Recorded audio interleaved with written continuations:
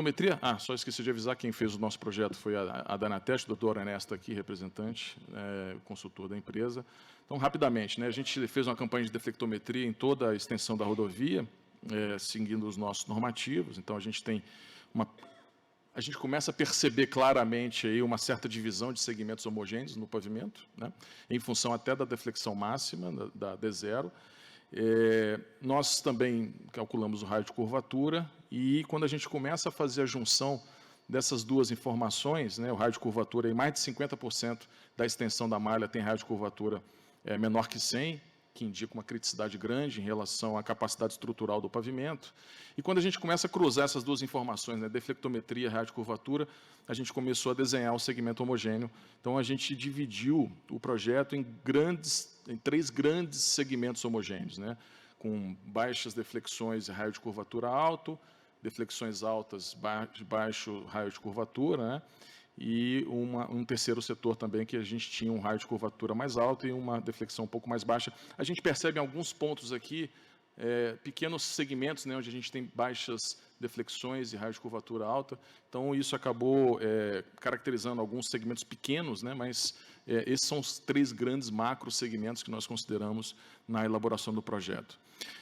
Foi feita também uma campanha de viga, muito em função da exigência dos normativos tradicionais do DENIT, né, que exigem que a gente realize uma correlação entre viga e FWD. A gente fez em alguns segmentos de 1 quilômetro, né, a gente não fez em toda a extensão, e tentamos correlacionar, né, deflexão viga, deflexão FWD, o que vocês podem perceber aqui não foi possível, né? Então, não existia, ou pelo menos a gente não conseguiu caracterizar uma relação clara entre a deflexão de viga e a deflexão de FWD, mas isso foi uma exigência do projeto em função dos normativos tradicionais que o DENIT tem. Fizemos também campanha de irregularidade longitudinal. Alguns segmentos nem conseguimos, né, medir, em função até do estado da rodovia, né, já estava numa situação bem complexa, mas os senhores podem perceber que o IRI estava já bem alto, né, bem acima dos índices usuais. Afundamento de trilha de roda. Então, toda a campanha funcional e estrutural foi feita. E, por fim, a gente caracterizou com base no IgG, e aí a gente também pode perceber que a rodovia ela estava bem deteriorada, né, com índice de gravidade global bastante alto, em grande parte da extensão da rodovia. Né, um percentual muito grande, acima de 40, entre 40 e 80. Isso tanto na faixa da direita quanto na faixa da esquerda. Caracterizada a rodovia, com base nos aspectos funcionais e estruturais, também recuperamos materiais para fazer ensaios em laboratório, né, fizemos sondagem, para entender até a espessura também da estrutura do pavimento, nas diferentes camadas, coletar material, levar para o laboratório. Então, tem uma série de pontos onde foram feitas essas campanhas, até para também ter uma assertividade melhor nas retroanálises que foram realizadas em função das bacias de deflexão com FWD. Não menos importante, o estudo de tráfego, para que a gente pudesse fazer o projeto, também foi realizado. Acabou que a gente fez o estudo de tráfego em 2020, contaminado pela pandemia, então, os senhores podem perceber aqui que houve uma queda, né, em relação a um volume que foi estimado anteriormente. Então, acabou que a gente abandonou a contagem de tráfego que foi realizada durante a pandemia, uma constatação clara, né, do impacto da pandemia na movimentação na rodovia, mas a gente fez uma estimativa, né, ou a gente avançou em termos das contagens que nós tínhamos lá atrás, com base no nosso PNCT e outras informações da região, acabamos fazendo uma estimativa futura do tráfego especificamente, e para que a gente pudesse fazer o projeto de dimensionamento de pavimento rígido, né, a gente precisa discretizar esse tráfego em diferentes configurações de eixo, como a gente pode perceber nessa tabela, né, a gente está aí com as proporções dos diferentes tipos de eixo e as contagens realizadas e a expectativa disso para o futuro. E para quem trabalha com pavimento também e vai fazer um projeto de restauração com pavimento asfáltico ou com revestimento asfáltico, é importante também ter o número N, então foi feito o cálculo do número N, não só para 20 anos, mas também para 10, 20 anos. Né? Então, aqui a gente tem um USATS aqui de vezes 10^8. Quem tem mais sensibilidade com o número N tem uma ideia, né, do tamanho do tráfego que nós estamos falando. De fato, é uma concentração de veículos comerciais muito significativa. A gente está falando do único eixo de ligação para São Luís, né, para a capital do Maranhão. Então, é uma região muito demandada em termos de veículos comerciais. Pois bem, aqui então já está o número de repetições acumulados aí para 20 e para 30 anos, né? A gente está falando de 43 milhões e 76 milhões de repetições para esses 2 períodos de projeto. Mais à frente a gente vai entender por que a gente fez isso. Então vamos lá, vamos falar de desenvolvimento do projeto rapidamente. Então a gente fez um confronto entre diferentes soluções, né? Utilizando revestimento asfáltico, que é uma solução de restauração tradicional, e também o estudo utilizando pavimento rígido. Como a gente falou, a gente dividiu esse segmento em 3 grandes segmentos homogêneos, entre os 125 e os 150, onde a gente tem deflexões variando de 63 a 93 e raio de curvatura de 66 a 110. Aqui embaixo, segmento 2, o pior segmento, né, com deflexões altas e raios de curvaturas bem pequenos. E o terceiro segmento parecido com o primeiro, com alguns pontos, né, diferentes, mas com pequena extensão.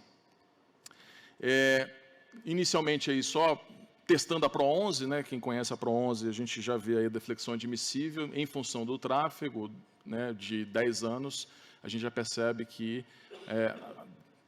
quase a integralidade do nosso trecho já ultrapassou em muito a deflexão admissível para os 10 anos, que deu 40.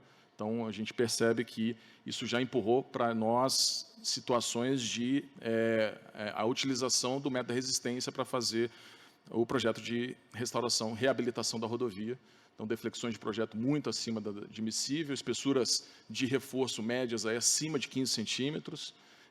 Quando a gente coloca a Pro 269, que é um outro procedimento que a gente utiliza no DENIT, também a gente percebe espessuras efetivas da camada de revestimento asfáltico muito baixas, isso em função já da baixa capacidade estrutural do pavimento, ou seja, o revestimento asfáltico já estava realmente não funcionando como uma camada estruturante, e isso acabava empurrando a gente para uma situação bem crítica de dimensionamento, né, para estudar soluções. Então, construímos algumas soluções de pavimento utilizando o conceito tradicional, pavimento flexível, né, seja sobrepondo o pavimento ao pavimento existente, o novo pavimento, 2 tipos de dimensionamento, né, testamos o clássico da NR, o mecanístico empírico, e no segmento onde a gente teve o alteamento de grade, onde a gente, de fato, construiu um pavimento novo, também fizemos 2 metros de dimensionamento. O pavimento semi-rígido, quando a gente utilizou uma base em BGTC, também testamos os 2 metros, e o pavimento rígido,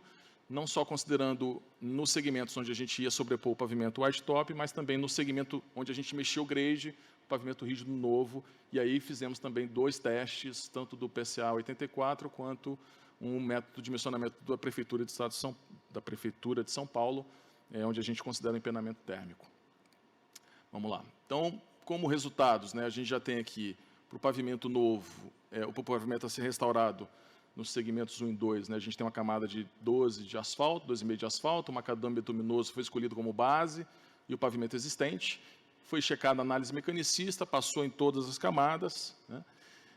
O pavimento novo, onde a gente teve alteamento de grade, a gente tem também 12,5 centímetros de concreto asfáltico, um macadame de 10, uma brita melhorada com cimento como subbase. Também foi checada a análise mecanicista e passou.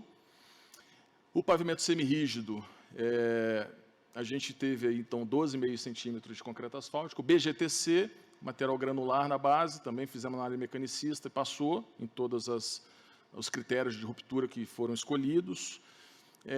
E aí o pavimento rígido, o white top, né, a gente tem uma placa de 21 centímetros, né, a gente fez o dimensionamento para 20 e 30 anos, com aqueles parâmetros, né, de FCTMK, fator de segurança, o K do sistema, deixa eu só voltar aqui, e aí considerando também o método da Prefeitura de São Paulo, a gente avaliou o empenamento térmico, então a gente verificou o diferencial térmico ao longo do ano e distribuímos as cargas, né, em função desses diferenciais térmicos aqui, então 39% com diferencial térmico 0, 17% com 4, 8 graus, 10 graus 17%, 12 graus 4, 13 2004, e com isso fizemos também o dimensionamento considerando o empenamento térmico, e resultou numa placa de 23 centímetros. Então, o PCA era 21, a gente passou para 23 centímetros, fizemos dimensionamento para 20 e 30 anos, os 23 centímetros atenderam. A figurinha não está aparecendo, né, mas tudo bem.